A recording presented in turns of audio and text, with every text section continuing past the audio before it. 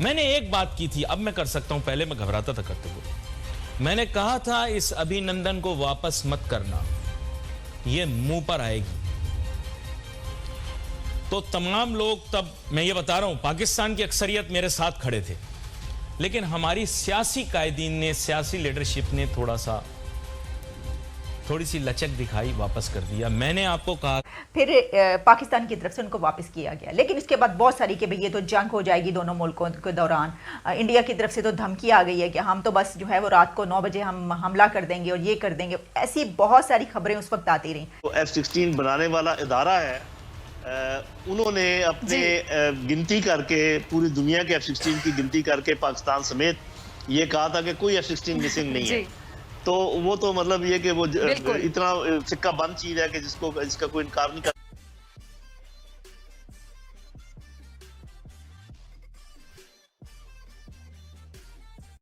नाज़रीन, जो भी कहूंगा सच कहूंगा, सच के सिवा कुछ नहीं कहूंगा। मैंने देखा बैनुल-अक़वामी सतह के ऊपर, मीडिया के ऊपर तनकीद पर बनी एक फिल्म आजकल बड़ी मशहूर हुई है, और उसकी शोहरत की वजह यह रही कि उसने मीडिया पर, टीवी चैनलों पर, एंकरों पर तोहमत लगाई, तनकीद की, उनके मयार को चैलेंज किया, उनकी सच्चाई और शफाफियत पर सवाल उठाए। फिल्म हमारे पड़ोसी मुल्क हिंदुस्तान की है। मैं उसकी तशहीर तो नहीं कर रहा, लेकिन बैनुल-अक़वामी सतह के ऊपर उस फिल्म ने, इशारतन उसका नाम भी बता रहा हूं, धमाका कर दिया।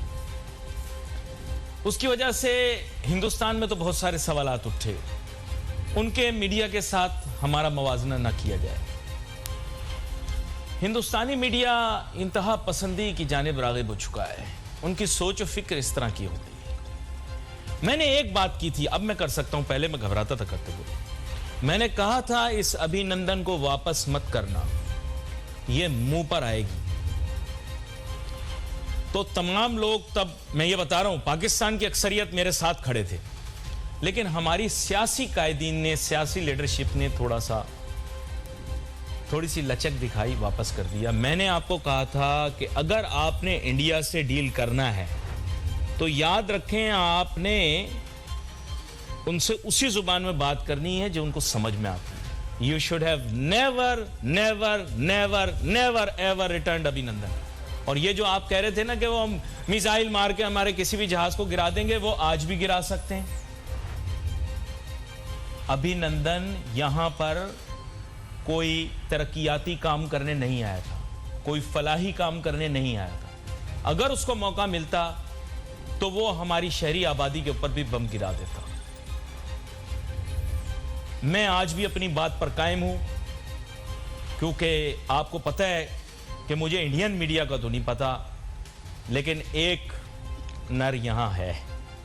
नहीं, आपको बता रहा हूं मैं बात। इसीलिए देखें, मेरे चाहने वाले, पसंद करने वाले पाकिस्तान में भी हैं, हिंदुस्तान में भी हैं। मैं हमेशा अमन और सलामती की बात करता हूं, लेकिन लैंग्वेज मैंने आपको बता दी है। या हमारे मीडिया हो या जिंदगी हो, इसमें लैंग्वेज आपको समझनी पड़ती है। जो जिस तरह की जुबान समझता है ना, उसको उसी जुबान में समझाना पड़ता है। प्यार से बात करो, जब तक प्यार से काम निकले, नहीं निकले तो फिर करना पड़ता है। लेकिन आप लोगों को नहीं आती समझ। हजीमत उठाई इसमें घलभूषण के केस में। मैंने फर्स्ट डे कहा, मैंने कहा घलभूषण को अब मीडिया पे ले आए हो, अब इसका ट्रायल कराओ, ओपन ट्रायल। लेकिन नहीं सुना।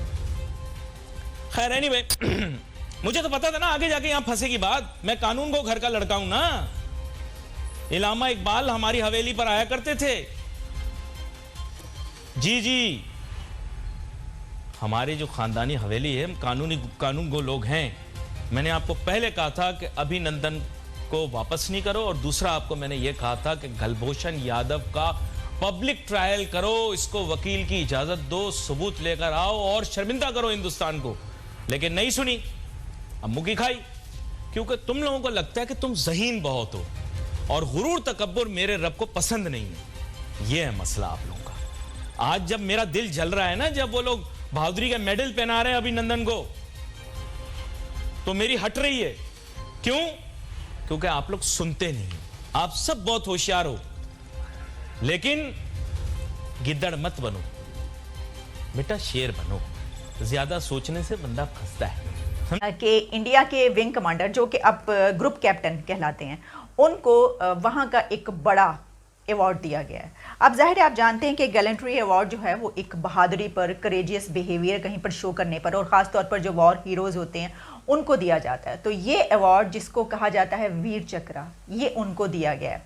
और इसकी जो, अगर आप पास्ट में चले जाएं, थोड़ी सी हिस्ट्री क्या है उसके पर भी बात कर लेते हैं, लेकिन मैं आपको ये बता दूं कि इसकी 3 कैटेगरीज हैं जो उनको अवार्ड दिया गया है।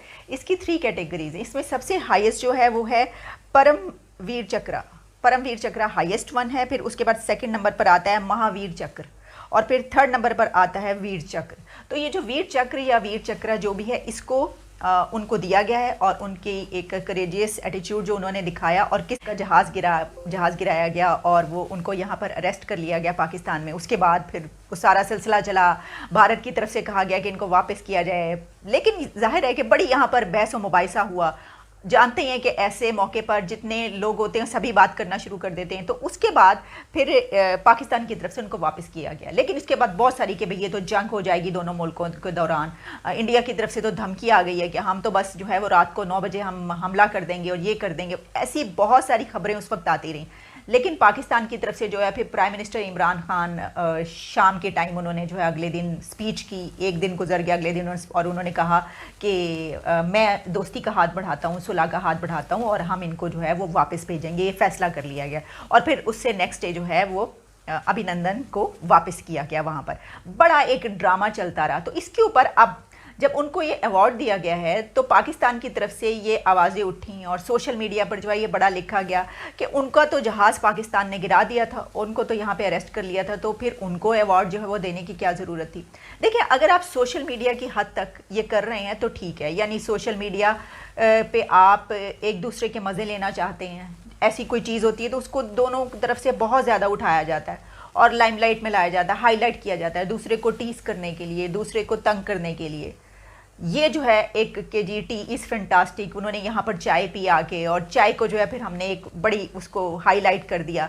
लेकिन अगर रियलिटी में हम देखें तो बात दरअसल कुछ यूँ है कि किसी भी कंट्री का कोई वॉर हीरो जो होता है वो सिर्फ वो नहीं होता कि जो 10 जहाज़ों को गिरा के और कई लोगों को हलाक करके दुश्मन के और वापस आ गया और उसको हम वॉर हीरो करार दें। ऐसा नहीं होता।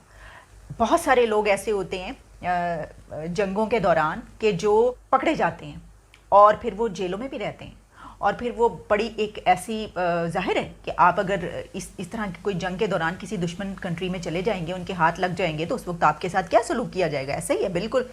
तो फिर उनके साथ बड़ा बुरा सलूक भी किया जाता है। लेकिन इसके बावजूद जब वो अपने वतन, अपनी कंट्री में वापस पहुंचते हैं तो उनको अवार्ड दिया जाता है। इसकी वजह ये है कि ये कोई लिखी हुई चीज़ नहीं होती। कोई जो फ़ौज में आता है उसके साथ ही उसकी फेट में लिख नहीं दिया गया होता कि ये ऊपर जाएगा और इतने जहाज़ों को गिराएगा और उसके बाद फिर ये जो है वो बड़ी बहादुरी के काम करके वापस आ जाएगा।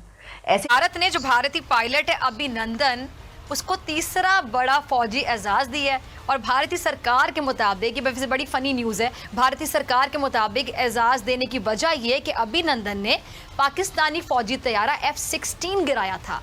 शायद भारत को आलमी सतह पर अपनी, मेरे ख्याल से, बेइज्जती करवाने का इतना शौक है, क्योंकि जैसे पूरी दुनिया ने देखा था कि हुआ क्या था अभिनंदन के साथ, और बैन-अ-क़ौमी मीडिया की जानिब से जो भारतीय दावा है हकीकत के बरक्स करार दिया गया था। क्या कहेंगे, ये किस तरह की हरकतें करते हैं?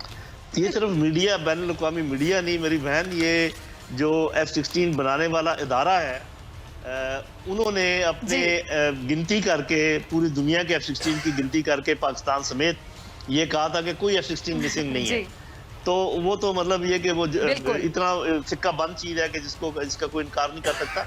मेरा ख्याल ये फिर दोबारा से इंटरनल पॉलिटिक्स का सवाल है, क्योंकि उनका मीडिया जो है उन्होंने एक जादू नमा फजा कायम कर रखी है अपने लोगों के लिए। आपने देखा कि किस तरीके से वो एक पूरी पिक्चर पेंटिंग करते हैं झूठ की बुनियाद पर, और तो उसी को वो आगे बढ़ाने की कोशिश कर रहे हैं। लेकिन फिर आपको पता है कि बातिल जो है वो फिर एक छनाके के साथ टूटता है, और मेरा ख्याल भारत उसी तरफ जा रहा है।